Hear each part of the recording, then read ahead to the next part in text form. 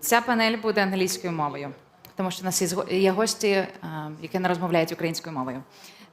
So the name of the panel discussion is The Importance of Film Festivals for Social Development. And our participants are Гліб Родченков, Deputy Director General of Молодість Film Festival, as well as the Director of Development of this festival. Ілля Дядик, the Program Director of Одеського International Film Festival. Романна Лобач, Greek-Ukrainian actor, actress and producer, as well as the ambassador of Drama International Short Film Festival. Kirilo Marikуца, who's the founder of Kyiv International Short Film Festival, as well as the intra-festival about cultural music. And we have Varvara Avanasyan, who's the head of International Department of Golden Apricot Yerevan International Film Festival. And your moderator, Daria Sipigina. Okay, so we have a set of questions that we're willing to discuss. It's going to be a very open, friendly discussion, so go ahead, and there's no direct right order of how we talk. So I just prefer this to be a very family-style discussion. So the first one, the opening question is, how do film festivals contribute to the cultural and local development? Whoever wants to start. Yeah, it's on, so I guess I will start. It's really everything depends on the concept and actually on the festival itself. For example, if we are talking about Odessa, actually another thing is that the historical aspect also influences the festival itself. If we are talking about Odessa in 2010, when we were establishing the festival, the whole idea was to develop a platform and a platform to bring West and East, so to make post-Soviet countries meeting European film industry. But when the war, Russian occupation started in 2014, we couldn't deal with this concept anymore, and basically we had to change it. So from that moment we made a focus on bringing out Ukrainian film industry and meeting with the European film industry in particularly. For example, we invited not famous film director Oles Barka, who loved Ukraine, and he started to shoot films here. He shot Polina. It wasn't big success. It wasn't success, but still he liked the country and he stayed here. And last year they organized, together with Vlad Ryashin, they organized a company, Ukrainian-French company, to shoot big commercial productions in Ukraine, like series for Netflix with big money. And so basically the mission of Odessa Film Festival kind of is keep working. It's done, yeah, now the film industry of Ukraine is succeeding. But right now, for example, due to situation with the COVID, we had to change the concept one more time. And this year we're planning to make a focus on Ukrainian cinema. We are doing only Ukrainian competition program. From one point it was the reason it happened due to COVID, but from another reason, basically recent development of Ukrainian cinema gave us a chance to change our concept. I don't know if we will stick to this concept only in this year, or maybe we'll keep doing it next year, but we will see how will the situation in global film industry will be going on.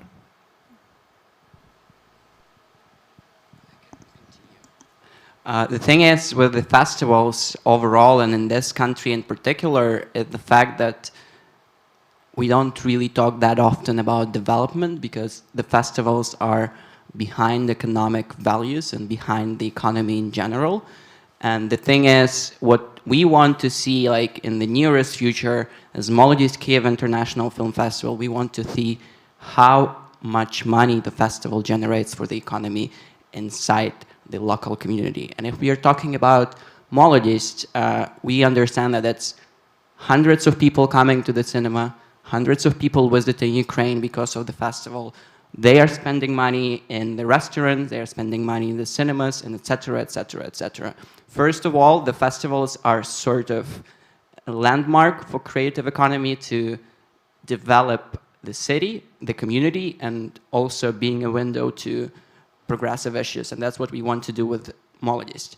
The other issue, of course, if we are talking overall in very general values about culture, I mean, we all, with no doubt, say that that should be sort of in front of culture movement and etc., because we can bring something inside. We can introduce people to something that they cannot find somewhere else, and that's our mission. But again, coming back to the idea in the beginning, the festivals, and I was really impressed when I saw the report of Rotterdam International Film Festival when they posted a huge document with a lot of calculations how much money the festival generated for the economy of the city. And that's stunning. I mean, that's how this whole thingy with state investing in the festival works, actually. Because in Ukraine, yeah, we understand the state supports most of us. We got the money, we can do something, but we don't really understand the value of it. And unless we gonna do some analysis, unless we're gonna introduce some economic measurements to all of this business, because it has to be business. At the moment, what we all do in Ukraine, and I don't know, maybe the guys are not gonna be, like in favor of this opinion, but we're doing something which has no price tag. And unfortunately, that's something that we have to change. And the thing that we are doing, for instance, with Молодість this year, we are trying to make people value our product. And maybe we are not successful with some of the things, but definitely successful with the other. So the same. Well, talking about Golden Apricot and Armenia in general, I totally agree with your point, and it's very interesting because we are at the same point now. We have never thought about the profit that festival brings to the city and itself, because before COVID, the situation with the funding and everything was very calm. We were used to having big sponsors and partners, and everything was going like it was just on a track. We didn't have to think about anything.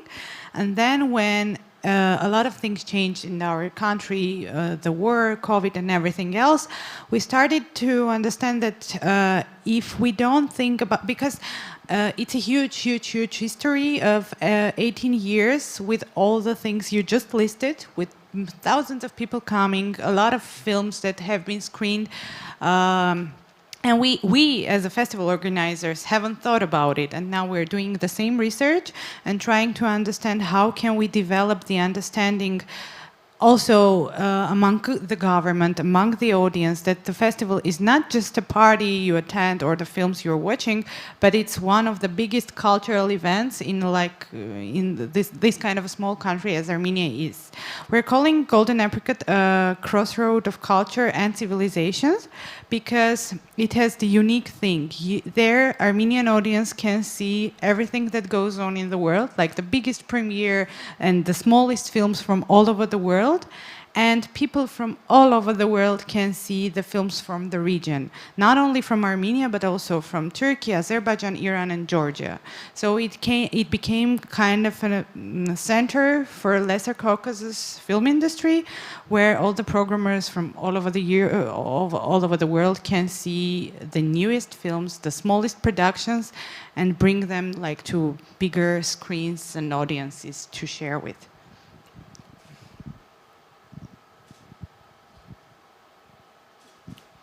Кирило. Boom. First of all, I need to say that today I will be your Arnold Schwarzenegger, because probably you know that when he began his actor career as screenwriter, I need to create a really short replics for him because his English was really bad. And I don't know what to add about this topic. I think that, yeah, if we talk about festivals, they actually really active and local creativities, and probably they become a kind of a bridge between local and international, between local and outside world. As you say, people come to your festival from abroad to watch your films, to explore your country, and all the times it works in both directions. Because after festivals, you all the times have collaborations. Like this year on a Молодість in a jury, a Belgian film director, Peter Yandipu, who comes to our festival 5 years ago. After this, he stayed here, and now he works on his second film, a second feature film in Ukraine. And it's a lot of story like this. So it is. That's all. Okay. Romanna, anything to add about Greece? I really don't know what to say because, you know, I'm the only one who's not so attached to a festival. So I'm going to improvise to every question and I'm not going to answer directly. So actually, this is my first time being in a Ukrainian festival, and it doesn't. It's actually the same thing. Everyone has shared the same experience, as I see in Greece also, and as I've been in many festivals all over the world. Everyone shares the same experience about considering how can they be actually useful, and how can we transfer how can we transfer the information to the people who have, to the sponsors, to the state, to make us important. And I think if we are more exposed to each other, like even from festival to festival, or if people really actually broaden their own experience from their own festival and share them to other festivals, I think that maybe it will be, maybe we'll have some answers about that. Yeah. I'm thinking like, it would be really nice to come, like, it's really nice that I came here and I hear the same questions that I have myself. It's a shame that I cannot speak by my own experience from a festival. But yeah. We're going to have more to come. You're going to have much more information to give, I'm sure. Someone has to make films, so the festivals have something to show. So don't worry, don't go to the film industry. Like I'm like a butterfly who actually flies from one festival to another. So I'm sitting like among you, and it's totally a different experience. But you have a much richer experience than us, because we're all stick to one festival more or less, or 2 or 3. But you have the chance to have a look and experience so many. So actually I believe that the smaller festivals like this one, I don't say that it's small, but smaller festivals are more warm and rich, and actually you get to know each other better. So I don't say I would prefer them to be like that. My next question is change of topic, diversity and broadening people's perspective. How do you think festivals contribute to that, and how do they encourage and boost diversity? And what do your festivals do or experience to achieve that?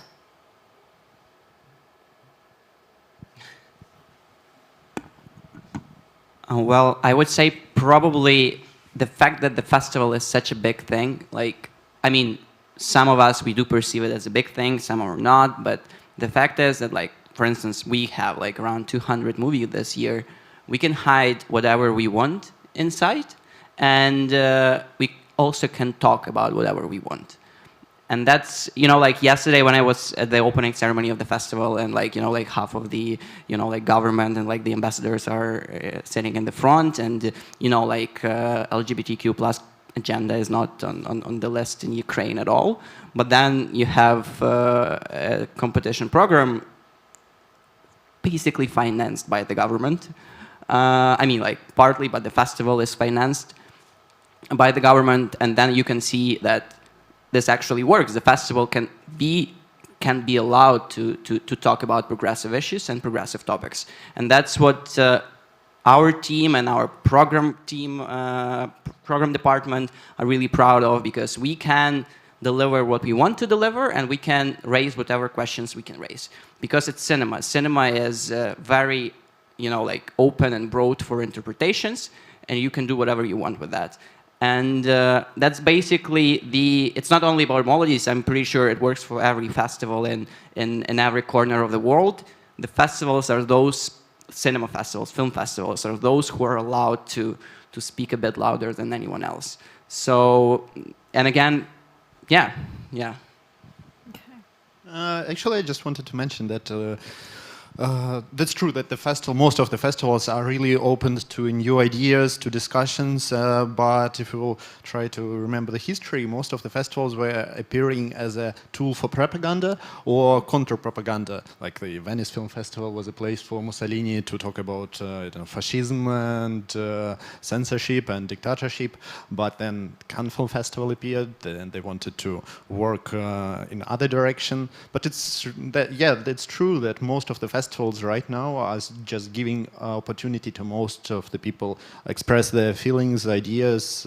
So it's just really nice that we are evolving. I guess that's the whole idea of the cinema. If you want to make a cinema, you have to have a broader point of view, and that makes films a place to express yourself, and the festivals a place to discuss your ideas.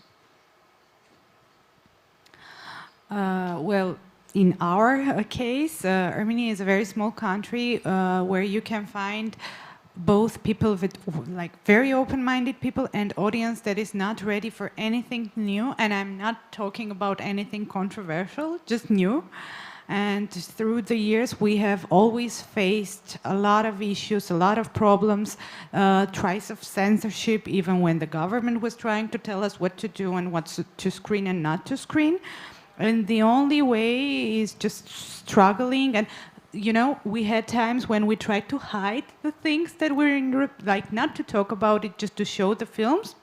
But then we understood that just by struggling, you can change the minds of the people. And now I see that the people who were against our programs like 5 years ago are now coming to the cinema, talking differently and seeing these movies in a very different way.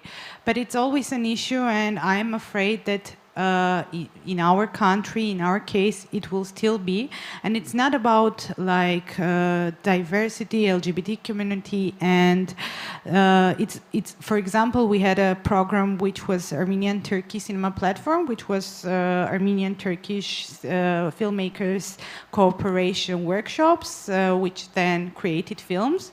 And it was horrible for us as a festival because people just wouldn't understand how can Armenians and Turkish people do things together, make films together. But then 5 years later, the program was very common, and when it closed because of the lack of funding, the mood and everything was totally different. Nobody talked about it as a, I don't know, scandal or unacceptable thing. So it's just, everything is about time, I think, and struggle. I just have 2 points. Yeah, first of all, in Ukraine we are really lucky with the censorship, because from all the country around East Bloc, or I mean far from Ukrainian border on the east, we are probably one of the luckiest, because nobody go really deep in your programming. I remember only things, even a few years ago, we had troubles not with the government, but with like marginal rights people who didn't want that we screen LGBTQ films, and films that focus on this topic. And we even need to have some security guys, inform police, and we all the time scare if they come to the cinema and burn it, like it was probably, maybe nobody knows, with the Zhovtin cinema 5-6 years ago. But my second point was really important for us as a festival. It's not forgot about self-limitation. That is really important from a programming point of view. The things, when you create a program, if you don't limitate yourself, and if you go through something a little bit deeper than you do all the times, like LGBTQ agenda now on age festivals. Of course, 10 years ago it was something really new and extreme, and like on a Молодість Sunny Bunny program, if you think 10 years ago it was something really extreme. But we have a lot of different small group of people with a different interest. You need to remember about local problems. Like, example, in Kyiv, we have now a really big problem with the city development. A lot of developers, they build buildings in each part of the Kyiv, they destroy heritage, and it can be important also, and you as a festival can become a place to discuss it. And it's only one thing that probably we need, as a festival, need to not forget, and develop it, and never continue to bring something new to festival agenda. Oh, I have a story about the Sunny Bunny program, actually. I mean, it's not the answer to your question, but I really love this story. Like 11 years ago, I was also working for Молодість as a coordinator, and it was funny, standing near the cash desk, there were like couples, boys and girls, or some just random people trying to buy some tickets for Молодість screenings, and they've been usually asking, do you have some like Woody Allen films? And it was like this sold out, and they've been asking like Lars von Trier, whatever, famous names of the directors, and everything was sold out, and they've been asking, okay, and what can I see? And so the cashier was telling them, oh, we have some more tickets for this program, Sunny Bunny.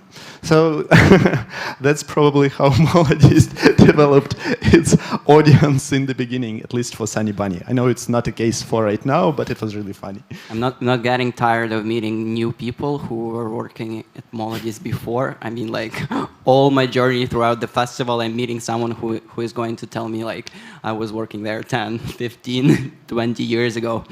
It's just a part out of what I wanted to say. The thing is, and I wanted to come back what you've said before about history and propaganda and the festivals during Mussolini era, whatever, 60, 70 years ago. The thing is, and the question that Daria has posed about diversity, I think nowadays festival and diversity is something which is inseparable. That's the issue. Because when the festival is about propaganda, it's not about anything we've talked before, development, culture, and etc. It's a tool of propaganda, it's a tool of government, and it might have some roots of progress inside. Again, as I said before, you can hide, you can try to hide whatever you want in a huge program, and etc., etc., etc. But overall, diversity is something that has to be a part of each festival. Otherwise, it's just not going to be interesting for people coming from abroad, and it's not going to be interesting for this whole process of, you know, like creating an additional cultural value. Because, you know, again, we want people to come to Ukraine, for instance, to see what we've done. We want to show what they have done, and we want them and our filmmakers to exchange. That's our main goal. And if it's related to some limitations, if the festival is limited to do all of this things, it's just not gonna, you know, like, it's just not gonna make any value. Because I had a few interviews before, and they were asking, like, what's your main idea? What are you doing? What are you doing it for? And we're not only screening the movies. If it was only about screening the movies, then it would be much easier, and this whole process wouldn't require that many people to just screen it. The thing is, what we are doing, we are trying to communicate something. Movies that we show is a tool of communicating something. And I'm sure I'm a part of program of the festival. I cannot comment on the program. I'm pretty sure you have more knowledge than I do, and you have more experience than I do, but I do have some thoughts about that as well. And I'm pretty sure that every program that you guys created for your festivals has some additional value as well, because you want to say something with that. And I'm pretty sure about our program, because I know how the guys are working on it, and what criteria they have, and what value this project can create. And again, yeah, thank you. Okay. Then coming out of what you just said, that we can only achieve diversity and you know, democracy and freedom and all the values that the festival translates, if there's no mending from the government, no, you know, propaganda-style impact on the festival. So the question to all of you is, how do you actually avoid censorship? And if not, if censorship is too extreme these days, how do you avoid pressure from other parties, pressure maybe from the government or somebody who's very interested in opposing the festival? What are the ways to fight that? So, well, in our case, it's just talking and talking to the people, to the audience, because I can't say that we have faced like real censorship during these years, but there were some stories and short like episodes of not censorship, but the try of it. And we have we just talk about it. We just face our position. We just don't go with it.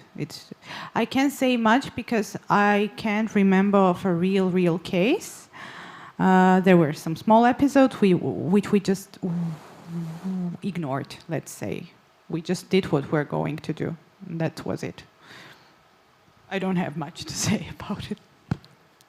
We didn't face any censorship as a festivals. I mean, as a distributor, we were releasing film by Gaspar Noé, Love, that had quite erotic sex scenes, but yeah, it helped also because in distribution you have censorship. You have to get confirmation from the state that you can screen some kind of films.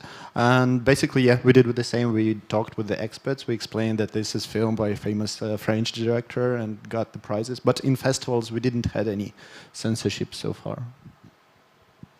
As Kirill said before, like in Ukraine, we're pretty lucky with the, you know, all the changes in democratic values and censorship overall. And again, there is no issue with state censorship and, you know, like state trying to you know, like make us focus on something. Of course, we all want to be free in what we want to say, but at the same time, the society can impose its censorship and can impose their values. And as we talked before about the Sanibani and Zhoften disruption that happened during the screening, and I know a lot about that story, that became, you know, like a big thing to talk about because Molodiyst have burned, the festival has burned the festival center down. But overall, the thing is, this is a work in progress. And as you said, 10, 11 years ago, Sanibani was something extreme. Now it's the most famous and the most popular program of the festival. And we did analysis of the ticket sales last year, and we see that this is like the most popular screenings. And that's good because we accumulated this audience, we made them love this project, and they come back. Okay. Okay. Thank you for your answers. Yeah. Can I? Yeah, sure. No, just okay. I was thinking now that the guys were speaking that actually in Greece we don't have any censorship at all, and it's very interesting because the state expects from the festivals to be provocative, but just to be provocative, not really to be. So now we formed an audience which is very specific. So it's an audience that wants the festival to be provocative and goes to the festival in order to see things like that. But this does not create new audience. So I just wanted to leave it there.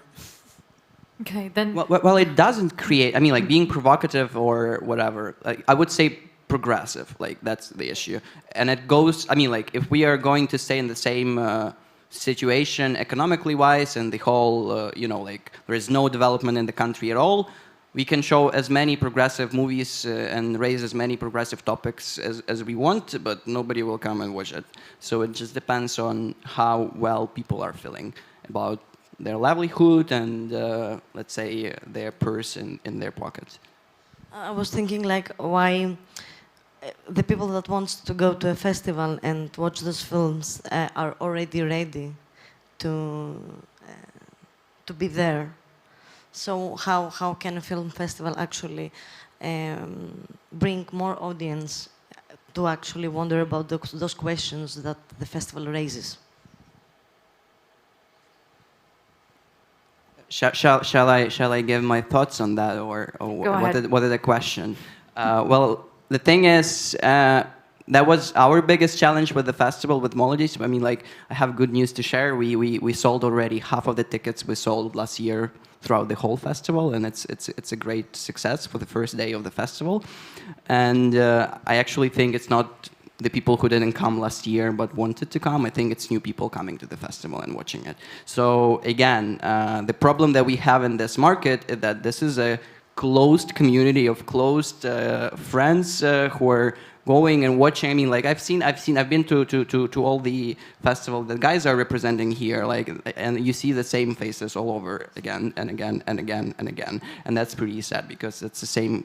I mean, like, we're doing it for our own selves, and that's what we want to change. In Молодість, maybe it's a bit naive or whatever, but we are trying to gather people from outside. And the main issue, the main topic that you can focus on is how you communicate. Because, well, honestly, if you have 200 movies in your program, and everybody loves cinema, I mean, whatever cultural background they have, whatever education they have, cinema is the easiest language that can speak to everyone. And I think it just depends on how you sell it, how you market it. Because, again, maybe it's also a topic and a problem of people who organize it, because, I mean, everybody was learning it by their own selves. Like, there is no education in how to organize film festival, and especially in this country. And the school of people who are doing it is quite limited and quite small. And as I said, I'm not sure about Kirill, but Ілля was working at Молодість before. Probably you did work there as well. No, you didn't. Many of people who are working now at the festivals all around Ukraine, they were all working in this festival. If you talk about Docu Days, if you talk about Odessa, maybe Odessa less, but still we do have their representative, and he was connected to this festival. So it's a small school, and probably people have learned doing things the same way, and maybe we have to change things. Maybe we have to allow new people to come and do something. So in my case, I'm not from film industry, and I'm really proud of that, because when you are doing that with experience from another industry, you probably can achieve some other results. I was working in fashion industry for like 5 years, like doing fashion weeks, not film screenings. So, Okay, you actually raised a very good question, which is two-folded. It's the first is who actually is your viewer, who is your attendee, who attends your film festivals? Because you say it's the same crowd. How does because your film festival is, you know, one of them, you know, the short film is a specific genre, and then your intro festival is about music, and I do agree it's almost the same, or almost always the same crowd. But the question is, how do you see your viewer evolving and developing, if you've managed already to see how it evolves? And then the second question would be, once again, what Gleb has started to talk about, how do you broaden that spectrum of people who attend film festivals, and how do you attract people who are not, you know, fans of cinema or fans of just, you know, yourself as your relative or a friend? How do you broaden that circle of people? So once again, who's your viewer, and how do you bring more people? Actually, this is kind of the essential. It's a pity we don't have like someone from communication or from PR department, because I think it's essential conflict discussion that they have. Do you want to go to get a deeper, better quality of your audience, or do you want to have a broader audience? And it's difference in approaching this audience and difference in receiving feedback. Because you can have both, right? Yeah, but that's the problem. Usually you can't please everyone. So if you want to have, I don't know, smart people, it won't. You cannot make stupid jokes and stuff like that. But if you, okay.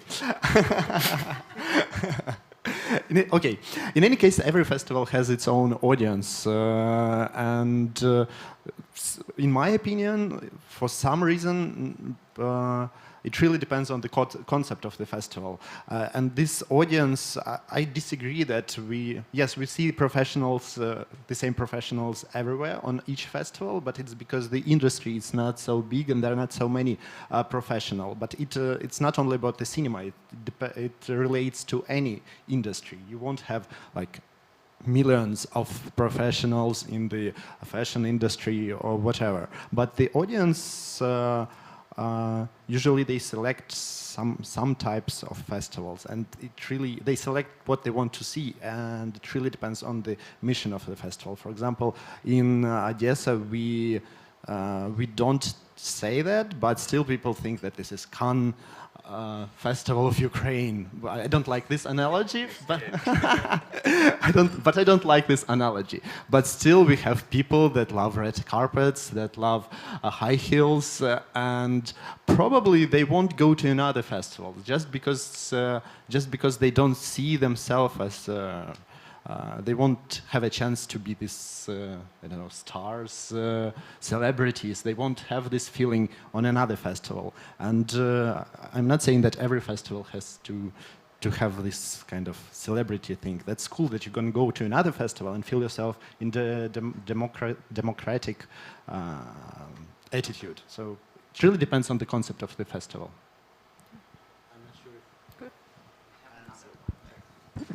I'm not sure if I answered the question. It was just some thoughts about the question. Well, in case with our festival, we have developed a very good audience through the years, and we never had a lack of it because all the premiere screenings were always full. We always have celebrity guests, which also drives people to the festival. But 2 years ago, we made the research and we found out that the younger generation doesn't know about the festival. They think of it as a closed community for special people, that it's something that you can't access. And we did a pretty pretty simple thing. We just went to them. We created a very young design, like bright posters with bright young slogans. We went to the cafes. We talked to the people. Sounds like you're talking about Молодість for the past 2 seasons, right? We started cooperation with, I don't know, coffee houses which are attended by young people, and we saw that starting from that year, I don't say that it totally changed, of course, no, but we made a research and we found out that the younger generation they're not afraid of the festival anymore. They see it as a more open community, because it was very funny. We didn't know that really people have the understanding that it's not for just ordinary people, it's just for the community, for the industry, and that's all. You can't access it. But with our festival, it's funny because it's very accessible. It's sometimes it's just free, and even if it's not free, you can get the accreditation very easily. You don't have to be a filmmaker, and yeah. So our main step, let's say, was talking to them in their own language. Yeah. It's our language. I'm not an old lady, but yeah, just. Ilya has told a very interesting thing. I definitely agree with you. It depends on the concept of the festival, what you want to, express. The other thing is, I'm pretty sure everybody interprets your concept of the festival differently inside your team, the same as it happens inside our team. We do see what we do differently. Because, again, you can't self-limit yourself. You can be totally objective, and et cetera, et cetera. And you said one thing that really touched me, that do we want smart people? Do we want general viewer? Blah, blah, blah. I don't think that it's up to us to decide who is smart or not. I think it's up to us to deliver and to touch people to come, to touch their minds, to come, to try. Maybe it's not going to be for them. Maybe it's not going to be for them at all. And maybe out of 100 people who would come to this movie, they will, most of them, 99, will say, no, I'm never coming back. But one person will come back, and that's already a success. That's what we are trying to do with the festival. When we were talking about what we have to change in Молодість Film Festival, because, it's called youth in English, everybody has this sort of, idea that it's for young people. For some reason, I don't know why, but it makes sense. The name is youth, so it's for young people. But it's not our concept, and I don't know why people still do not really understand that, because we have a huge program. Yeah, it's called youth because our competition program is debut cinema. Yeah, of course, but it's not. It's half of the program. The rest of the program is. Sort of it's everything else. It's not debut. And when we were talking about debut works, something that is very important, in my opinion, to understand about that unprepared viewer cannot really understand anything out of it. That's important to understand. And of course, when we started to make this amazing branding with our partners and et cetera, we were talking a lot about that our audience are not students, not young people, but people who are educated and prepared for the product that we are creating. Because the main thing that festival delivers is not, in my opinion, is not red carpets, is not receptions, is not drinks, but it's movies, it's films. And we have to circle around it. That's what I wanted to say. So I'm out if it's not about red carpet and a party. Sorry. High heels, yeah, it's also my case. It's a really complex question, and it's so many messages was shared with us for the last 10 minutes, so I don't know from which I need to start. But if we return to the audience, as you said, with try to use the marketing tools and bring in more people. In my opinion, yeah, you can sell everything to everybody, but only once. And as you say, from 100 people with the marketing messages, cool communication, you can get till 99 people who get out of screenings and never return. And you have a second case how you can develop your audience. It's like, I'm really, I don't know, proud of Ілля for it. It's a project that they did, like a film festival for children, a film festival for youth.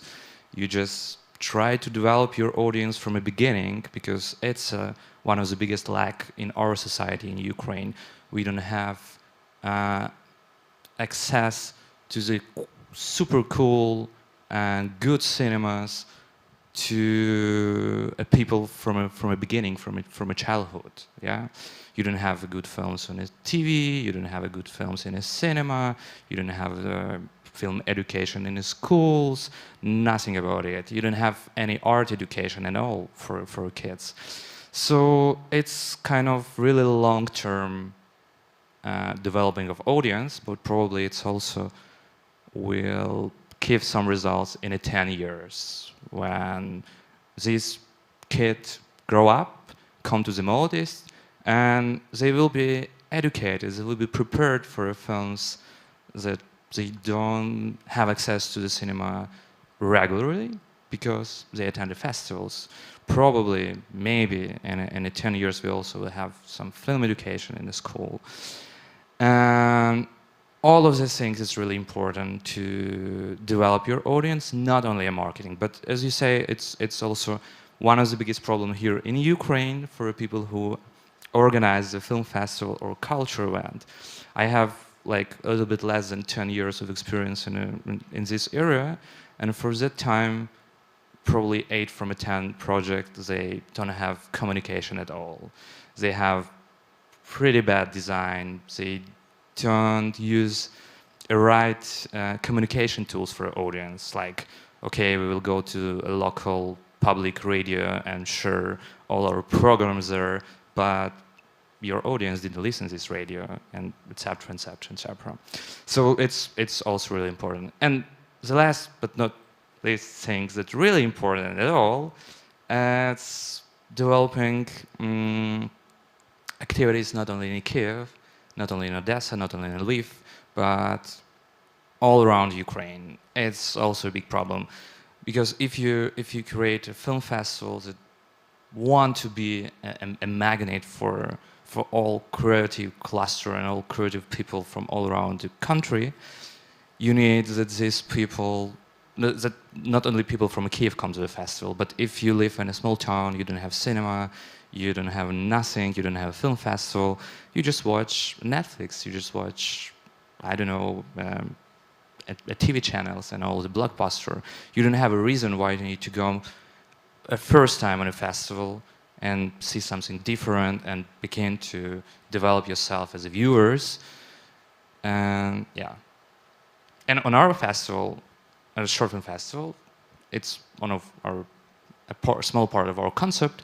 We want to have a film for everybody, but it's different films. So we have a mainstream, we have a films for kids, we have like video art, experimental films, and I believe that probably for the first year, if you never come to the film festival, you choose like comedy films. You come to the comedy films, you watch it, maybe you like it, and in the next year you'll think, okay, yeah, I watched already comedies, maybe I need to try something else. And you come to, I don't know, Austrian avant-garde films. Maybe you don't like it, maybe you like it. So it's also a repeatable story. You can develop your audience, but you need to give him, especially that he can understand and maybe return later. Well, just one comment. If there is no audience, there is nothing to develop. And that's just like an issue. Again, I understood your idea about the Children Film Festival, and like we do the same at the Молодість Film Festival with teen screen competition program and movies for kids and etc. But the thing is, a lot of people, and like the festival has to reflect what society does and what changes in society are happening. And unless you learn how to communicate with those people, they will never come to your festival or to our teen screen program, etc., etc. Because let's say we want kids of 14, 10 years old to come to this program. Do we know who they are? Do we know how to communicate with them? Do we know what they like? We expect them to like the movie that we selected for them to see. But how to bring them inside, then develop them, that's a different issue. Okay. Yeah, sure. Sorry. Yeah. But I mean, with the kids, it's easy. You just work with the schools. You work with, But the, it's with not, the youth center. it's not schools. You need to work with kids. Yeah. I mean, from this point, when you're beginning from the beginning, you just bring him, maybe not from his own desire to go into the cinema. They go there because school told them to go. And on this stage, you lose like 90% of kids who say like bullshit, never return their 10% stay with you. On the next iteration, you also lose, but in the long term, you just get some new viewers. And I mean, the main things, I mean, we don't live in a vacuum. We don't have for sure. no audience at all. It's all times a question of I didn't say that we don't have. It's also like I think like probably you don't need to start with the Cannes Film Festival in a small city. You just start with a small festival and develop it to the Cannes. You know, it's all times also a question of your ambitions, because it's really it's a like, you know, opposite side of the coin. From a film festival organizer, it's not all the time reflect to society. Sometimes it's just you're, as a festival organizer, I forgot. Sorry. How often do you communicate with kids? Sorry. How often do you communicate with kids? No. I mean, this is also really important things. Like, you need to reflect yourself as an organizer. And me, as a kid, sure. we also try to focus it a little bit, and we do a festival once a year, and we don't have any activities around the year with the kids. I just told about Ilya and what they do. I mean, not everybody also in the country need to start to focus on the kids and organize a 20 film festival for a youth audience. It's just like example that you also you don't need to forget about other tools that also can bring some really good things later. Then there's, I think, a question. Gleb, you said that festivals reflect whatever's happening in the society and, you know, the level of society and the mood in the society. What about if it works vice versa, and it's the festival that shapes the society and people and the viewer? So maybe the question to you, how much do you think is the role of a festival as this parent of a new person in the country, a new citizen, a new kid? Well, I think it's both ways. It cannot be, you know, like only one way. It's both ways. It's we shape the society shapes us. I mean, that's something that is in constant flow and in constant progress. Okay. Maybe somebody else wants to say something as well. No, I agree with Kirill that we still have each festival have its own mission, and it has some goals to reach. So we definitely want to influence the society and our audience. So that doesn't mean that we always have to do whatever the audience wants from another point of view. If we will go too radical, we won't have any audience. So that's true that we need to find some ideas in the middle to bring audience towards our goals, but from another side to help them find their, dreams, because cinema is always about the dream. Or you will have like film festival for experimental films, like Diagonalen in Vienna, a big institution. They focused only on experimental films. They build the audience, they have the audience, and they're pretty okay with it. They don't say, no, we don't want to screen experimental films. Because if you work with your audience all the time, audience starts to believe in your choices, in your goal, and that's the whole idea of collaboration between the festival and the audience. Can I tell something? I feel that you're speaking almost all like directors, and it's like you understand your festival as a product, and you don't actually as a child more than a product, and you want to protect it, But I would say, as an audience and as a creator also, that I would go for a larger audience, because every time some of those people may come again, and this is so much important rather than just establishing your own voice, because your voice, it's like also is in communication, dialogue with the audience. And I was thinking about, I did the marketing for Hellenic Film Academy. So in Greece, and I wanted to say also that, like, we say, okay, we don't like those red carpets, high heels. Why not? I mean something. They bring something to the festival, and actually they bring audience, and they create also sponsors, because people want to attend the festival in order to see those people. So I mean, it's a chain. You need somehow to create everything, and to have also, I mean, to be cans of Ukraine. That's great, and also that's so great that I'm going to tell everyone when I return back. Yeah, I just had a question. I mean, like, for all of us sitting here, if I may, Go ahead. yeah. We talk a lot about mission that everyone has, and we talk a lot about red carpets apparently and hills, and the concept. Only in Odessa. Only in Odessa. I mean, we had it as well yesterday. It was pretty beautiful. I think the concept is just the packaging, and I'm truly sure that the mission. I mean, I might be wrong, and you can say again that it's a bit naive or whatever, but the mission is pretty much the same. But the question that I had is what's the mission? Because for me, it's not obvious. What's the mission of, for instance, Odessa Film Festival or Golden Apricot or Kyiv? What's your mission?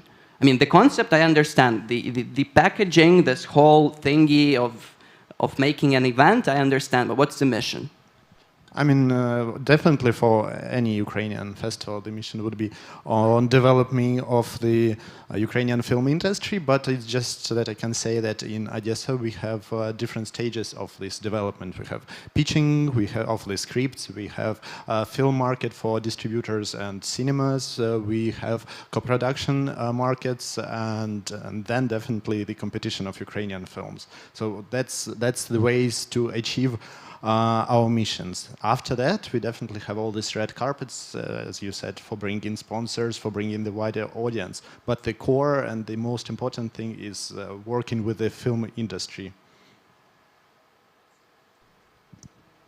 Yeah, I mean, we also have different stages, but the most important one is to increase number of good, nice people through the art. That's all. I mean, that's all. As for us, I think we have two missions. First is because there is no art house film distribution in Armenia, so usually you can't see anything except blockbusters in the cinemas.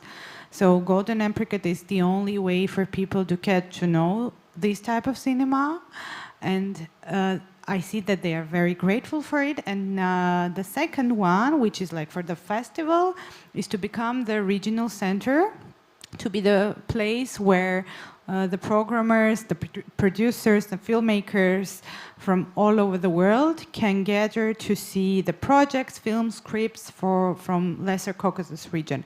Because there is no dialogue at the moment between the countries, the neighboring countries, and we want to be the place for creating this dialogue. Okay.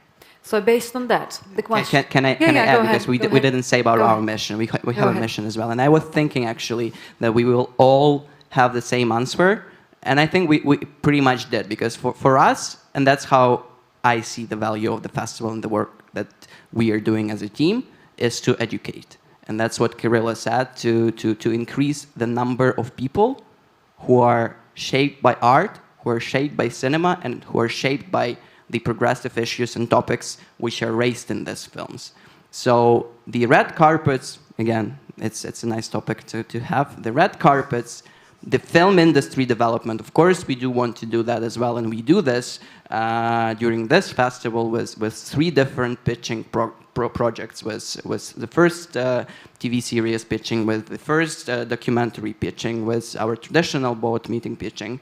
It's important, but it's not our main value, because the value that we do as a cultural institution, first of all, we generate cultural and educational value for the rest. And then if we limit ourselves within the same audience, then we do this work only for them. And they're already educated. They don't need these movies to, you know, like, to be more progressive. They are already progressive. They are already familiar with all the topics that are raised in these movies. We want other people to be familiar with those topics. And as I said again, that's coming back to what you were saying before, out of those 100 people who are random out of streets will come and see this movie, 1 will stay. That's a success. That's where we're heading to. Because we understand that it's not for everyone. And we cannot sell this to the whole population, because that requires already some cultural and educational background. And as you told before, it's whether it's one way or another, it's both ways. For some people, we do introduce these values, we do introduce these progressive topics, and etc. And at the same time, the people who are coming, our audience, our consolidated audience, who is staying with us for 5, 10, 15 years, they are shaping us as well, because we are a community, first of all. Okay, so we've talked about audience, and we've talked about how important it is to shape it, how important it is to attract it, and then you've all talked about how to communicate. You say, yeah, let's communicate properly, let's communicate, it's all about communication. So the question is, how do you communicate, and what's the way that you talk to your audience? We actually at Golden Apricot, we do it through social media. I don't know, Facebook, Instagram, press conferences. It doesn't work, but also like on TV, interviews, I don't know, morning shows and these kind of things. But I think that at the moment, especially in our country, social media is the best platform to communicate with all kind of people, like with young generation and with older. So we're using mainly this tool to communicate. Me? Yeah, it's really a pity that we don't have the managers from communication. I just wanted to mention that, as Kirill was saying good words about our children film Kinofest, it's really easy to communicate with them, because at least in the beginning, we got the kids from the parents who didn't knew. We started the event in the beginning of the summer vacation, and parents didn't knew what to do with the kids, so they just found this great opportunity to drop them out for 2 hours in the cinema and then pick them up from the cinema, and they had 2 hours of the time for themselves. And that's why it's better to communicate with the parents than with schools and then the centers of social care. But with Odessa Film Festival, I guess you have to still, if you are talking to film industry, you really have to prove them that a trip to Odessa will give them some benefit, with profit, with meeting some other professionals, not only from Ukraine, but from Europe, and give them feedback on their development. If you're talking on the communication with a wider audience, you really have to find this fairy tale story to broadcast them, so they would want to go and see this, I don't know, red carpet, stars, celebrities. So I guess all the festivals just get this image of themselves that they want to broadcast to the audience. I mean, I really love Kirill festivals, not because of the red carpets, but because they're really democratic, they're really youthful and energetic. And yeah, so Kirill events have these ideas that you will have really funky time there, and you want to go there.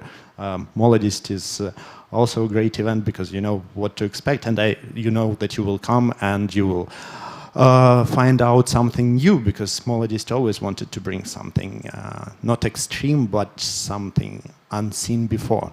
And that's in my opinion, I'm not sure if you're communicating that, but that's what I see in Молодість, and that's what I want to see in the festival. And I'm sorry, I need to go that. Okay, you need to go, or no? Yes. Yeah, Ілля has to go, so thank you, Ілля. We're going to miss you in this panel. Okay. I don't know. Okay, yeah, I can. I believe that you need to be honest in your communication. It's first of all, and I mean, you as a festival, you try to sell yourself all the times, and you can cheat on it. Of course, you can say that a film is more interesting than they are, and you have much more films that you actually have.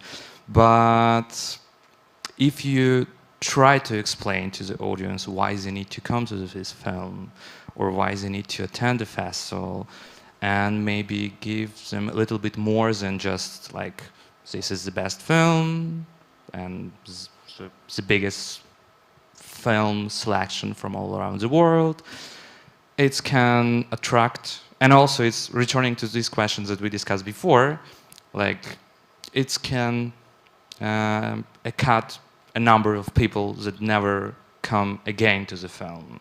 And it's also really important in communication to explain why you need to come to the film, and maybe say, yeah, probably you don't understand it from the beginning, but you can return in the next year and maybe it will be easier for you. Or like, don't go to these films if you don't like, I don't know, LGBTQ topics, yeah? But you can go to these films, these also good films, and all things like this. So honest, it's really important in your communication. If you try to build long-term relationship with the audience, not only with the core audience, and also work with your fuck-ups, because you all times will have it in the film festivals, and it's really important to explain it. It's really important to joke on your mistakes and be like yourself.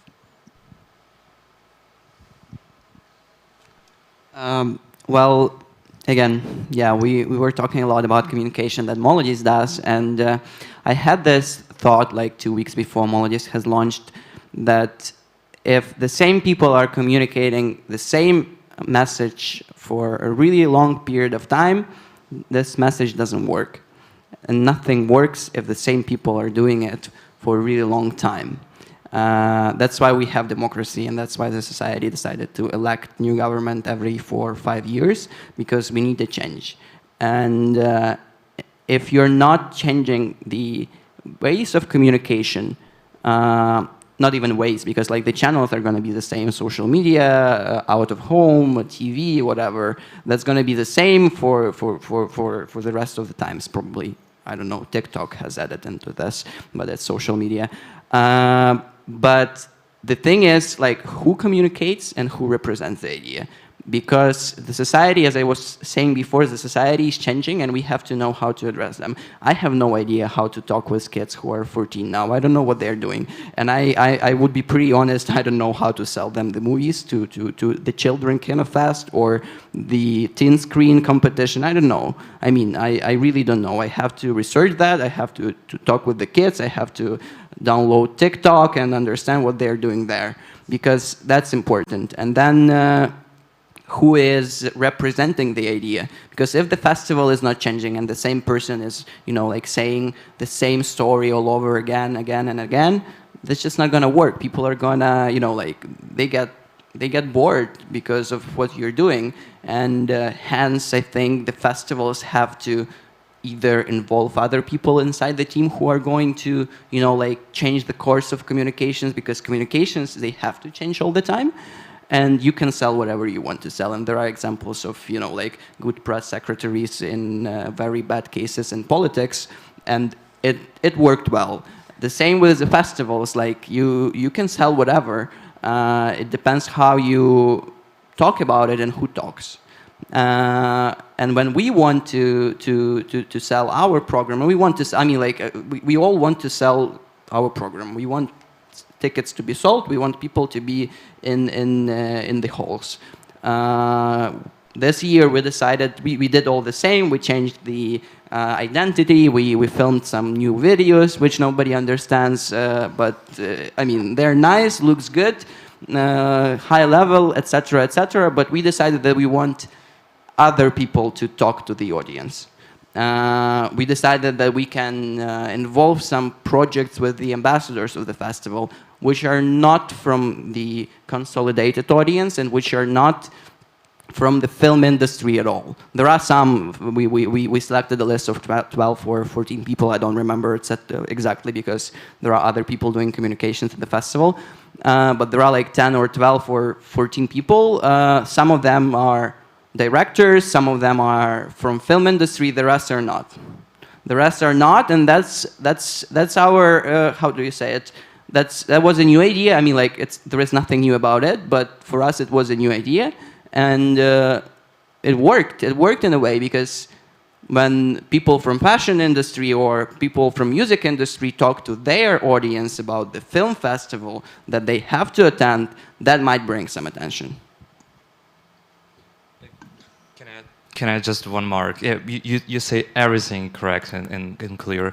Just politics is a bad example because if you see in politics, people usually choose the president once if he is bad and if he's used really good communication.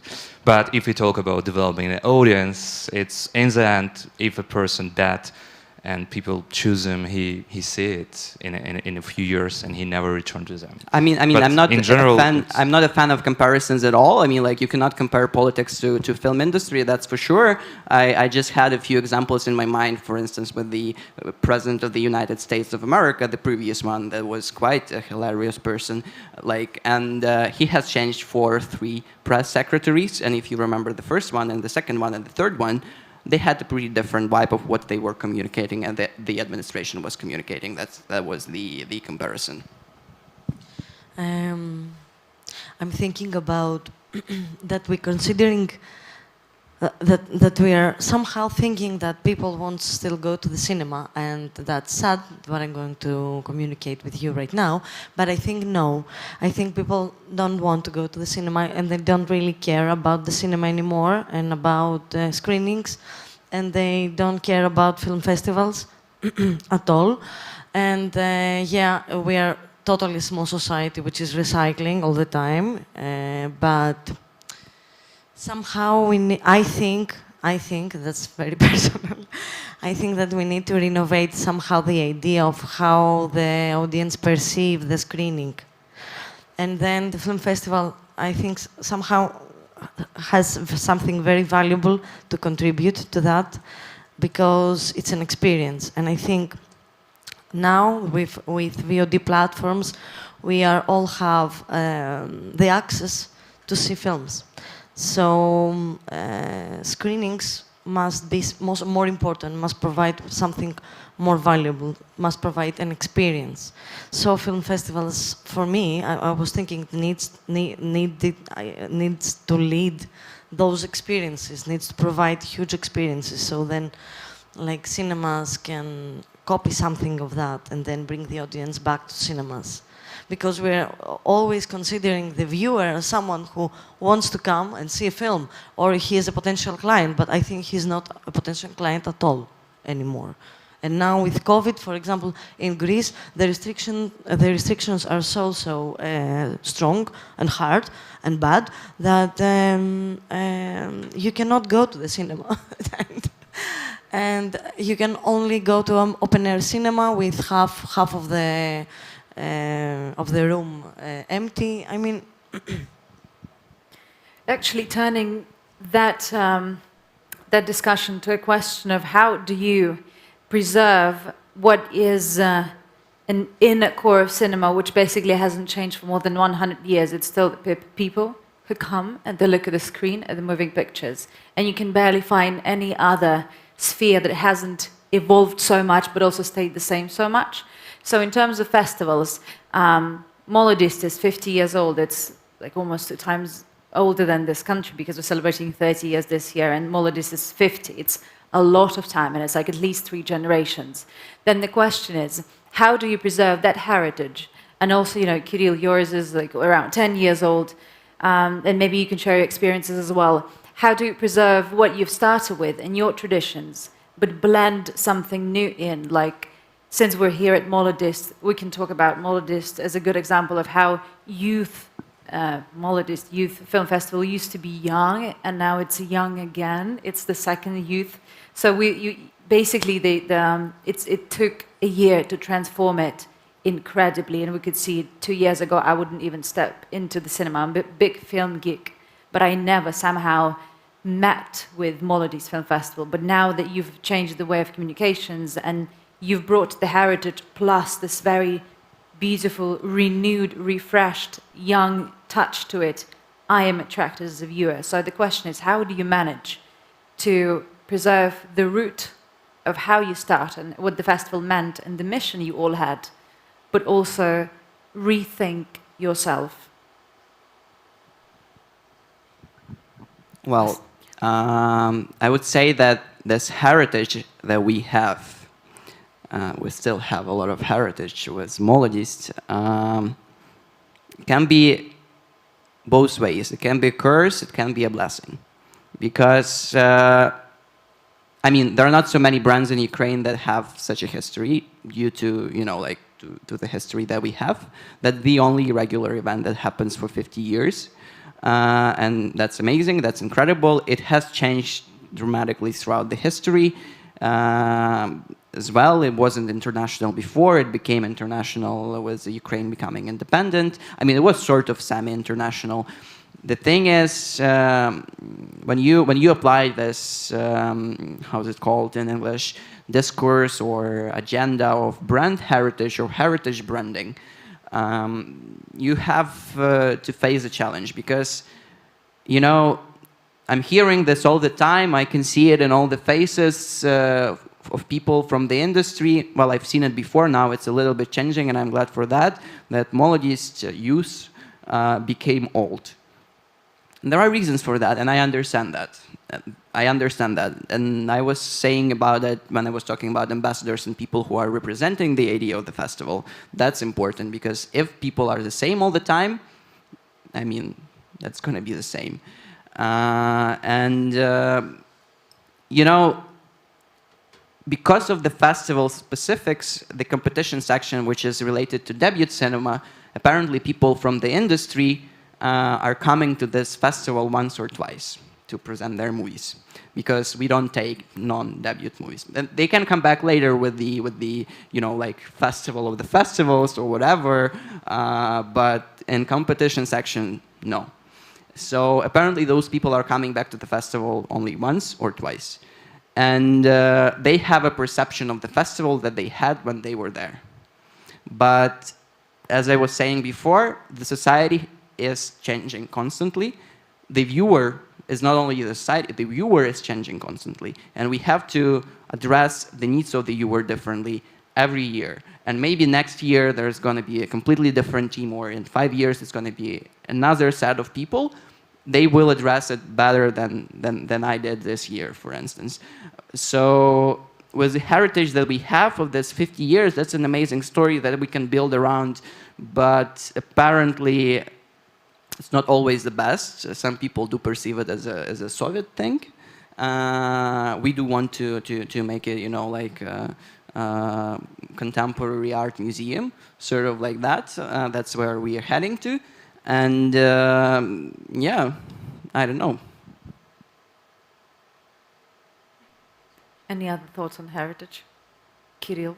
Because I remember your first seasons, I went and I was, and you know, the plank is still very high, and I always go, but what internally, you as an organizer, how much do you feel has changed and how much you managed to preserve from the initial idea you launched the festivals? I mean, we still keep going. I mean, we're not on the level when we can see back and try to remember how good time was 10, 15 years ago. And as Gleb said before, we don't have education in the field of film festival organizing or even production of film events. So it's really important, and I still believe that we are in a point when we develop a class of people who understand what is a real film festival, how to organize film festival, what's the difference between film screening and film festival, and which event you can call a real film festival and which not.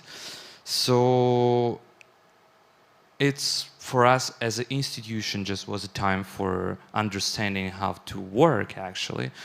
It's true that everything, not everything, but a lot of things changed from the last 10 years. I still remember how we receive films on DVD disc or on a film print, and all these things is just gone. You don't need to work with it, and now everything is digital. In one point, it's much easier for logistic part of the film festival. You don't need now to have this special guy who will talk to authority that they will deliver a copy in time to your screening.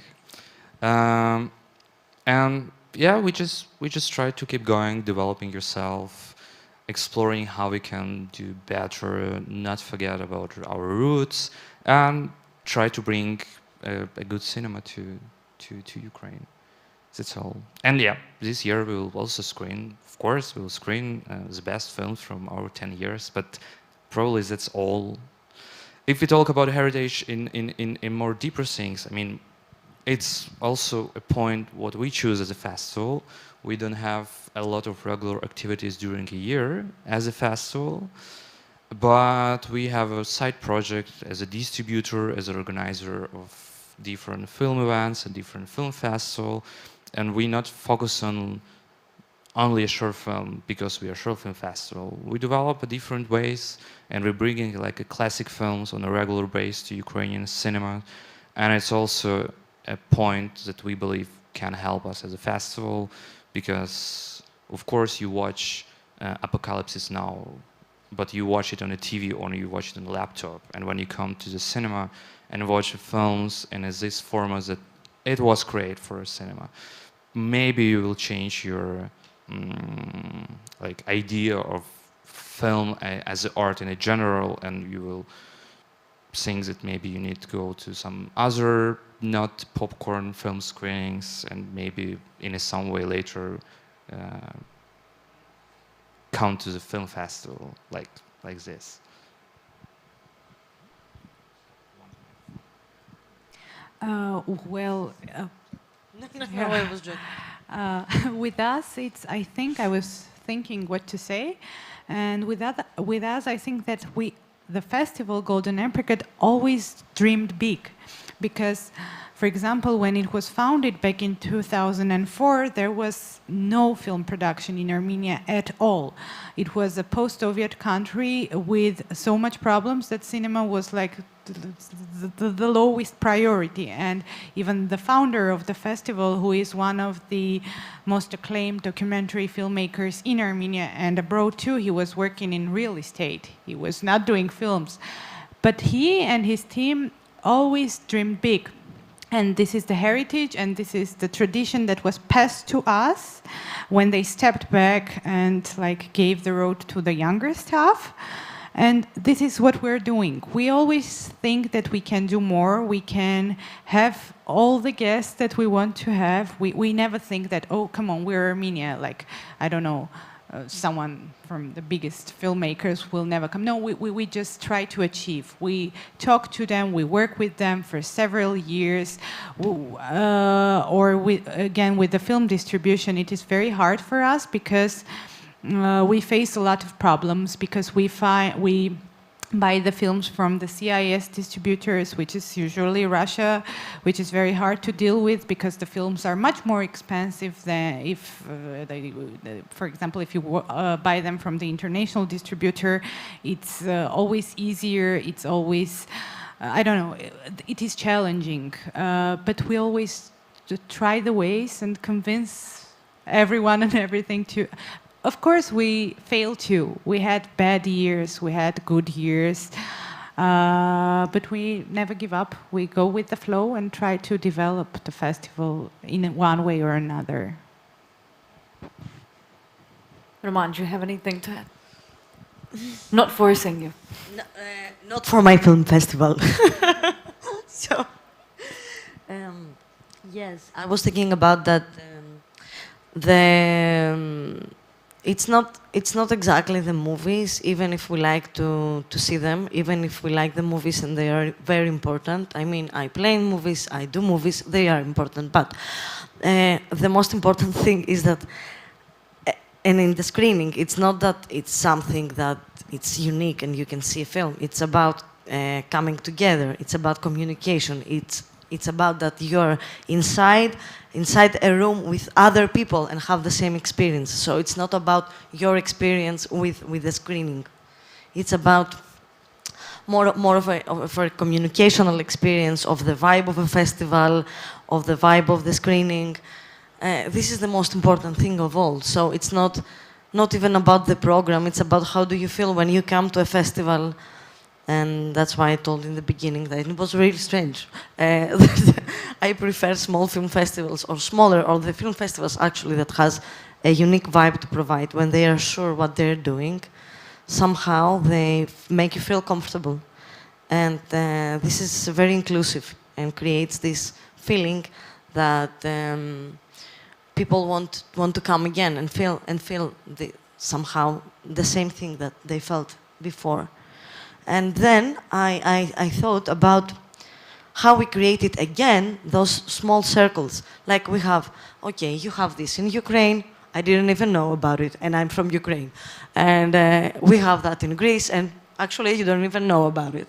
And it's in Greece. Okay, and then we have the Eastern European circle. And then there are some festivals that are communicating between them. The Norwegian, the Scandinavian circle. Then the Europe, it's bigger, but it's not so inclusive. Like Scandinavian are not inclusive. Eastern European, it's not inclusive. The Balkans are not inclusive. And so I understand that somehow we create, and then we create those products, films, festivals, and then we are communicating them between us. But I think that we are ready to spread more this, to be more united, to actually spread, have bigger exposure to other communities, to other circles, to other nationalities. Like it's somehow I understand that we do the same thing again and again. It's like love that we fail again and again. Do you think COVID changed the rules of the game? Because I remember, I think it was May 2020 when the pandemic just hit. Maybe you remember as well, there was a launch of the Global Film Festival. It was widely promoted.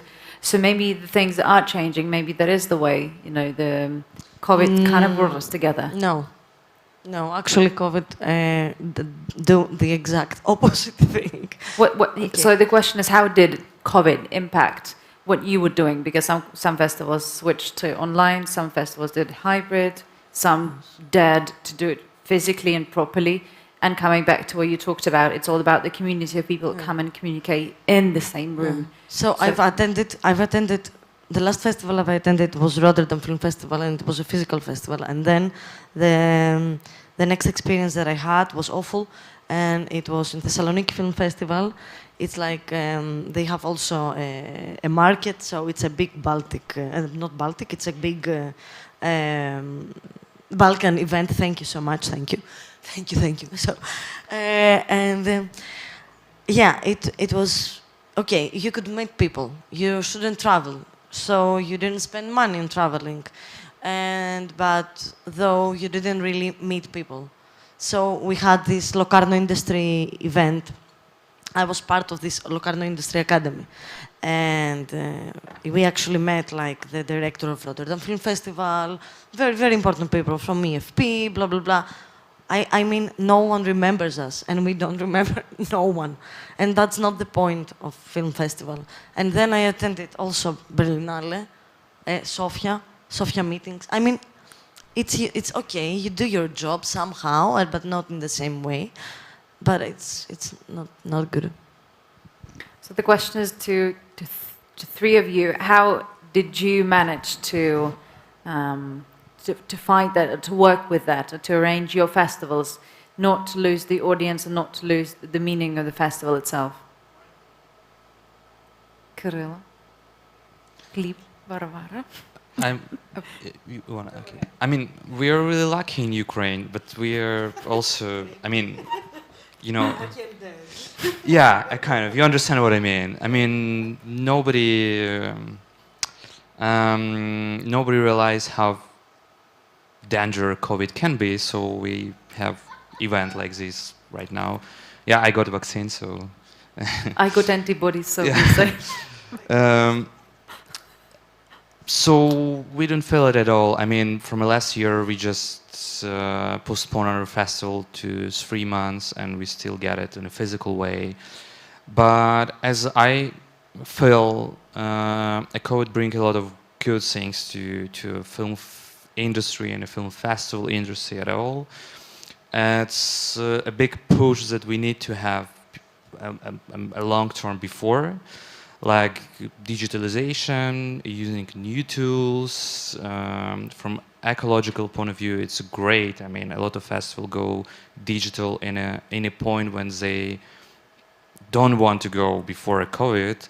Like, you come to the Berlinale and you give like a big bag of paper that you never use at all, and all these posters, all the catalogs, like Bible, and they just print it for once, and probably people even don't use it. And now when we go through a COVID, a lot of things, developing more faster, all the solution for festivals, it's great.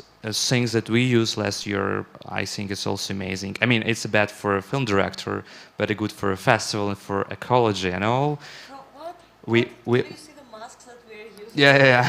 Going, like, No, I mean, we had this online Q&A after screening, and we still, in some way, of course, was connected with the film director. Of course, it's not the same, and you don't have this opportunity to come to the festival, drink with everybody, exchange ideas, and be happy after a festival. But audience can have an option to learn more about films, know more about you as an author, and you can use it also after COVID. Of course, it's not necessary. Of course, it's not. I mean, I mean, we don't stop to invite people to the festival. But if you can come, or you live in Australia, yeah, it's an additional tool, and it's cool. And things like this, it's a lot. Like digital markets, it's also great. When you come to the festival just to watch the films, and you have just 1 week, and you need to go to the Cannes, it's not fair. You can watch all the films online, you can send emails and exchange all the ideas. Of course, you don't get drunk with your partners, and maybe he didn't get you a discount because he's drunk, but it's develop additional tools, and film industry need to have it. So that's cool. And COVID guns, but these things will be part of infrastructure. That's all. Well, at the moment in Armenia, COVID is gone. Nobody remembers about it at all. So we're planning to do a full-scale big festival this year. But talking about last year, we had it was not just COVID. We were in a war, and the festival took place right during the war and right during losing the war. So it was very emotional, very hard, but we managed to do it. We managed to keep the whole program, the international program and the local program. We didn't hope to have audience at all, but we did have an audience. Of course, we have now huge financial problems because both of the COVID and the consequences of the war. But I can say that COVID affected Golden Apricot in a very hard way, because we found a way.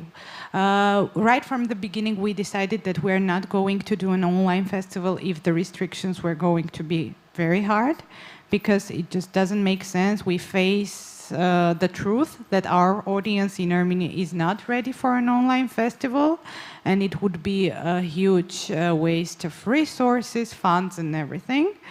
But yes, I don't say if I can say if the word lucky is right for the situation we were in last year. But despite everything, we decided to do the festival, and now looking back, I understand that it was the right decision, because it turns out that people need to go to the cinema, that people need to see the films even in the most horrible days. Well, I would agree with Kirill about the fact that we are quite lucky in Ukraine with organizing events, and pretty much unlucky with COVID restrictions because they don't work that well, and they don't work and they're not imposed that well. The thing is, I would probably be able to answer whether it has changed any rules in the game if I had at least 10 festivals behind me organized. So I would definitely trust what Kirill would say. Though the thing is that I can research the topic a little bit, and I can reflect on the opinions of other film festival directors as well. And I remember 3 or 2 months ago, I was watching like a panel discussion pretty much similar to this one, but it was it wasn't 3 months ago, it was in November last year. Never mind. Anyways, the idea is there was a director of Berlinale Film Festival, Rotterdam Film Festival director, and Tallinn Film Festival director, and they were all talking about how COVID has changed everything, and etc., etc. For us, the thing that I can say when new team came to the festival, because Молодість got completely new management last year, with new general director, with completely different people. The only thing that remained was the program department. The rest of the office has been changed. And the thing is that we discussed inside, and what we understood, that for us COVID became an accelerator of changes that we have to imply in the festival, changing Молодість, changing what we do with digitalization, and etc., etc. So for us it was sort of, I mean, you cannot say it like that, but it was sort of a good thing to push harder, to try to do. And the other thing that I would say, that projecting what is going to happen. I remember Mariette, during that panel, she was saying that she strongly believes that everything will become the same.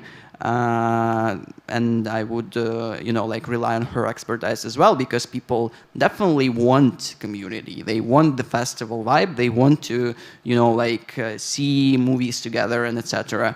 And there are even a few articles already, like in some very fancy magazines like Financial Times or New York Times or etc. Financial Times in particular were writing about this, that what we expect in the upcoming 2 years is the cultural revolution and disruption, and people are going to be coming to cultural events, and it's going to be a good era for festivals in particular as well. And that's what was happening after the First World War and the pandemic of Spanish flu. And we expect that as well, and we already see this, because with all this situation, I would say about our example of Молодість, we didn't expect that many guests coming to the festival. We didn't hire that many people in guest service, because we expected and we calculated that we're gonna have 30 to 40 guests, and yesterday I was talking with Nikita, with whom you communicated, and he says we have 100 guests, and people were not willing to come last year, though the situation with COVID was much better. In August we had 500 cases. Today we still have a couple of thousand cases, and people came because people are tired already of this whole situation, and they are eager to come back to the festival vibe. They're eager to, navigate, communicate, and they want to do this. And the guests that were coming to Kyiv throughout this weekend will be coming as well. Like, they're coming from all around the world. We are bringing people from Argentina, from South Africa, from Australia, from wherever. Though today it's 3 or 4 times harder to bring somebody here because the limitation, the visa issues, because of the COVID, the visa is still an issue, and the flights. The flights is something, you know, like crazy, because like if you bring somebody from Argentina, you know, like it's a big deal because. So for instance, Marco, who was giving a speech today, like it was like a few connection flights, then the country where he had connection was closed for Argentina citizens, and et cetera, and that's already an indicator that the situation, and I believe Mariette was right, and she is right, situation will be the same, and it will be even better with the people coming to the festivals, and with festivals becoming more important for the society and the general population, let's say, as well. So with me saying a very cliche phrase on this positive note, I think we can ask the audience if they have any questions.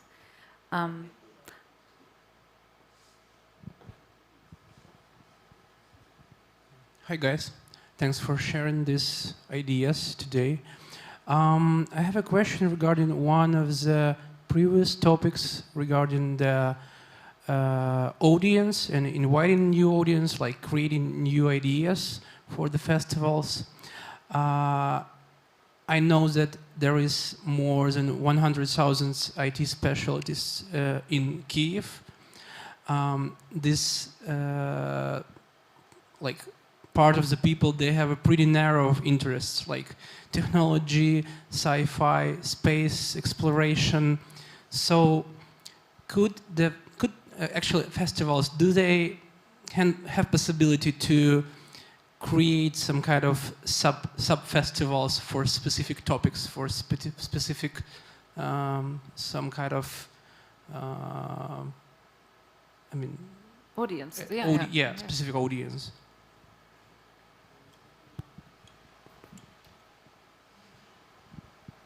Yes, they can. I mean, why they didn't do that?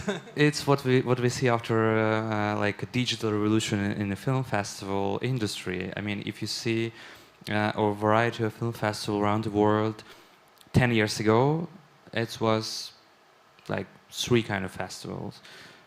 Really great film festival with a lot of support from a local national government with big history and recognized around the world, local initiatives, and really small part of festival. It's kind of, you know, a local activities that was with the different topics like ecology, bike film festival, queer film festival, horror film festival. Now, if you open like a special website for a film festival industry, when people submit the films and choose all country what you want, like Argentina, Ukraine, Belarus, you will see a list of 50 film events that you never heard about it, and some of them will be focused on like agriculture, some of them will be focused on dark experimental films. So it's now a way when people can organize a film festival, or let's say a film event that they call a film festival, and it can focus on whatever topics they want, on whatever topics they love, and build around it a festival and a community. So it's the same in Kyiv. I mean, we had a film festival about wine, film festival about travel. Of course, it's not a real film festival in the meaning of word of film festivals that was created with such a big names like a Cannes, Venice, Toronto, and some other festival. But yeah, it can become real with this topic. So they actually exist, but they are not so promoted. Yeah, or not such good, because not always people that have expertise or know how to organize film festival become an organizer of this kind of events. He understands, okay, what I need, Google it, how to organize film festival, okay, so now I'm organizing a film festival. But yeah. I think that like topic-specified film festivals is not a very sustainable model overall, and I would agree that yes, they can. I probably can imagine there is a festival about gaming or IT or wine or travel or etc. You can use it in order to, you know, like attract the already interested in this topic audience. But overall, what we do in the festival, Молодість Film Festival, we do navigate it throughout different programs. So, of course, IT industry and the amount of people working in there would definitely need, I mean, that would be a great idea for the festival to address their interests as well, because, but there is no need to create a film festival that would be only addressing their needs. Again, saying this, that it's not a very sustainable model, business speaking. I mean, the festival overall is not a sustainable model as a business enterprise, but if you already narrow yourself to something very tiny, or whatever, IT industry is not tiny at all, and the amount of people is enormous, but you can do it within the festival and bring these people inside. And in my opinion, narrowing down the specifics of the festival just to create a packaging, I don't know whether it's needed to be done. And in my idea, if there is a program, whatever, gaming, IT, let's say in Молодість, that would be great that people are going to come to see these movies, but maybe they're going to meet some other people as well. And that's already coming back to the discussion about creating additional cultural value, communication, festival vibe, and etc., etc., etc. Thanks.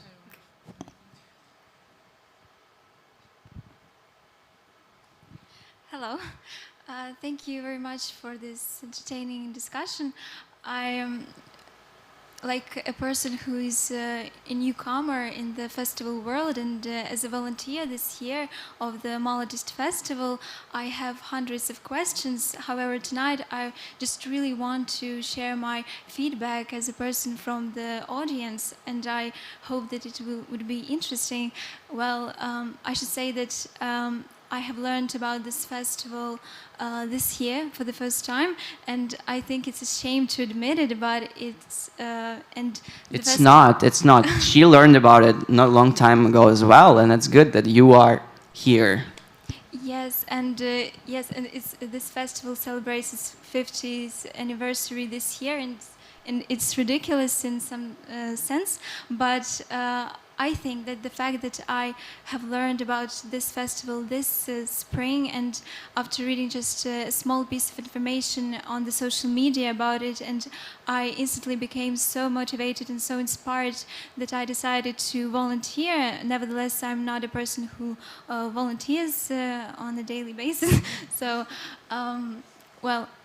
what I want to say is that this fact, I think, proves that this new approach that the team has elaborated last year and continues to develop this year, this new image, new style, new design, new slogan, which is iconic, and I love it. I think that it really shows the results, and I think that the team has to stick to it and develop it, and it attracts a lot of people from different spheres like me, and I really appreciate this opportunity, and I'm really thankful. Thank you. Thank you. Okay, so I have a question about the ambassadors of the festivals. The new communication of Молодість includes the work with the ambassadors, and I just wanted to ask you, as the ambassador, Romana, right? You are the ambassador for the festival. Am I? I don't know. Well, you said yourself. What do you represent? Like, why are you the ambassador, and what is the work of the ambassador? And for Gleb, sorry, I have a question as how do you work with the ambassadors? So that's it. Thank you. Okay, wow, that's so specific. Wow. You wanted a specific question, remember? Yeah, I wanted, yes. And actually that impresses me. So that's very interesting because this is my first year as an ambassador of the festival, and this is something new that the festival did. So I was in the jury last year, and so we changed artistic director. Actually, the festival changed the artistic director, so it changed route, and they decided to be more open to a wider audience, to be more attractive, to create like to find new forms of communicating the festival. So during the discussions that we have with the artistic director, not only me but the whole jury, he decided to to make us rebaptize us actually as ambassadors of the festival. What is my work? I don't know. I'm exploring it. I think that there is a lot of room actually to explore this topic of what can be done, what can you do as an ambassador, and of course it's also a personal aspect of how you perceive it. I love very much. I think that somehow I can do this job because I'm working in the film industry since I was really small. So, and I love very much cinema, and I came here as an ambassador because I'm also from Ukraine.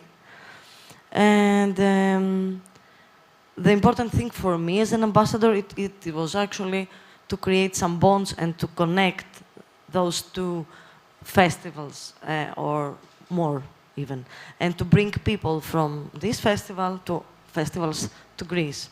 And to the Drama Short Film Festival, but also to all, because we are also a small community, to create a language. It was actually my goal, my personal goal for many years. I knew for Молодість Film Festival, actually as a Soviet film festival, but I knew about it. And then I tried somehow to communicate, but I didn't. And I was expecting to come here and to meet people, and then to bring them back. It's about exchanging, I think. So you are more oriented as an industry person to another industry person, right? As an industry person, what do you mean exactly? I mean, you work as the ambassador to connect festivals and people from industries? No, I work as an actress and as a producer. No. I get that. But you just said that you came here to attract people, but you meant like people from the industry, right? Actually, it's not only about the industry. It's about if I will bring, for example, someone from the industry or a film to a Greek film festival, the Greeks or the Greek film festival, the Greek industry will be more familiar and will start to communicate. It's not only about the industry. Yes, but okay. Mostly it starts from there because it's a film festival, and it has specific people who are working on it.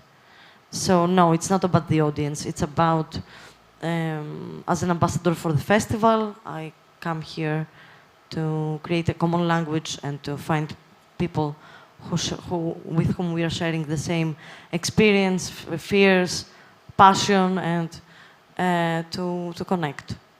Yeah, but maybe not the audience at this point. I have one. Wow. I think that if we're talking about ambassadors and all that thing, I mean, like, you have definitely a different perspective and you're in a different role. The thing that we are doing with the ambassadors project within the Молодість film festival is a bit different as well. I think every satisfied visitor of the festival can be an ambassador. And that's what we want to do. We want to satisfy our visitors, guests, and viewers, and then they will be, complimentary about the festival, and they will provide us ideas and etc., etc., etc. The thing that we did with the project called Ambassadors, we decided to involve some people from as I told before, from different areas, from different industries, to address different kind of communities and to express why those different communities and those different people should attend the festival. So yeah, overall, yeah, that's the way we did it. And maybe it's gonna work, maybe it's not gonna work. I'm not saying that it's an amazing thing, but we do hope that it gave us some results with the tickets, with the attendance, and etc. We will see after the festival. But yeah, I mean, it's not. It's for us. It's just the name of the project, and of course. When we were, I mean, it was first of all, like, we live in the era of micro-influencers. I mean, and we decided to invite those people to show that they can influence and spread the ideas of the festival.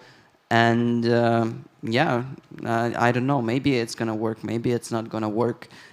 We did select for each of them, we did select a program inside of the program of the festival. So every person who is an ambassador of Молодість this year has a patronage, I don't know how it's called in English, like of the program. And they are selecting a few movies that they recommend to their audience to attend, because the festival, as a festival, we cannot recommend. We can only recommend the whole program. They can, as ambassadors of the festival. So that's sort of like this is more like marketing and trying to use reaching the audience and extending those channels that we already have with some new ideas. That's amazing. That's a very good idea. Kirill, Varvara, anything you can add about ambassadors? Well, I was just thinking that we don't work with ambassadors, but our festival has some kind of an honorary board and an advisory board, which unfortunately during the years was not very active. It's just a list of names in the invitation letter we're sending out to the guests. But this experience is very interesting for me, and I was just thinking that I would like to try this kind of active cooperation with our festival, not just a list of famous names attached to the letter. Yeah, because I think it worked quite well for Молодість, because we had, you know, jewelry makers and people who have gone far off the cinema film industry. So how much they can embrace much new audience, and if they trust the ambassador, how much they can bring in this room and into the cinema hall. So I think that's a very perspective way to go. Okay, I think if there are no more questions from the audience, thank you very much for the discussion. And thank you very much for everybody who stayed and your patience and that you endured to the very end of this evening. Thank you very much again. Okay. Друзі, я думаю, на цьому ми закінчимо. Дякую вам, хто залишився і хто зміг. Нас багато хто дивиться онлайн. Я отримую онлайн запитання. Зустрінемося завтра о 10 годині ранку. Гарного вечора.